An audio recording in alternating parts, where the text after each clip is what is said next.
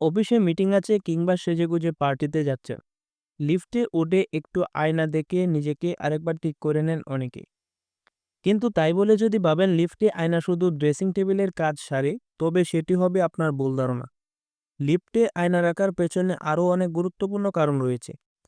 জাপানের lift association লিফটের ভেতরে আয়না লাগানো বাধ্যতামূলক জানিয়ে একটি নির্দেশনা জারি করেছে।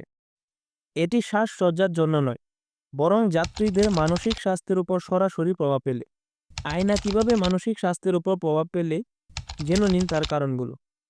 লিফটের ভেতরে অনেকে ক্লাস্ট্রোফোবিয়া অনুভব করেন। ক্লাস্ট্রোফোবিয়া হলো ছোট ও সংকীর্ণ জায়গার ভয়। লিফটে প্রবেশের সময় মানুষ অনেক সময় উদ্বিগ্ন হয়ে পড়েন এবং আটকে পড়ার আশঙ্কা তৈরি হয়।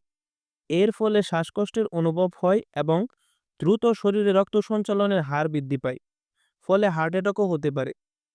এ ধরনের পরিস্থিতিতে আয়না অনেক সাহায্য করতে পারে।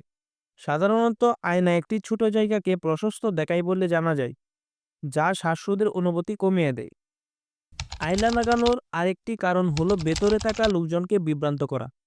সাধারণত বহুতল ভবনে লিফট স্থাপন করা হয়, যার অর্থ হলো লিফটে চড়ে গন্তব্যে পৌঁছতে অনেক বেশি সময় ব্যয় হবে। আয়না লাগানোর ফলে লিফটের যাত্রীরা নিজেদের দেখবেন, পোশাক ঠিক করবেন এবং নানা কাজে নিজেদের ব্যস্ত রাখতে পারেন। ফলে লিফটের ছোট জায়গায় মনকে ব্যস্ত রাখা সহজ হয়।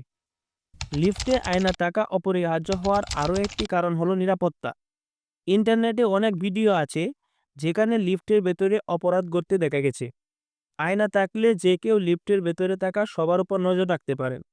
এর ফলে যে কোনো দুর্ঘটনা রোধ করা যেতে পারে।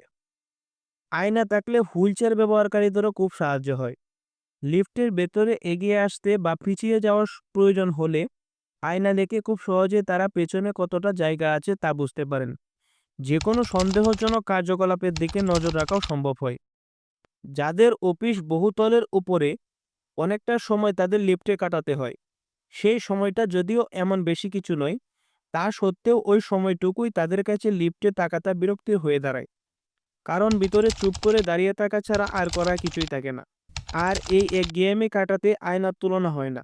নিজেকে দেখতে দেখতেই কখন যে গন্তব্য ফ্লোরে পৌঁছে যাবেন বুঝতেই পারবেন না।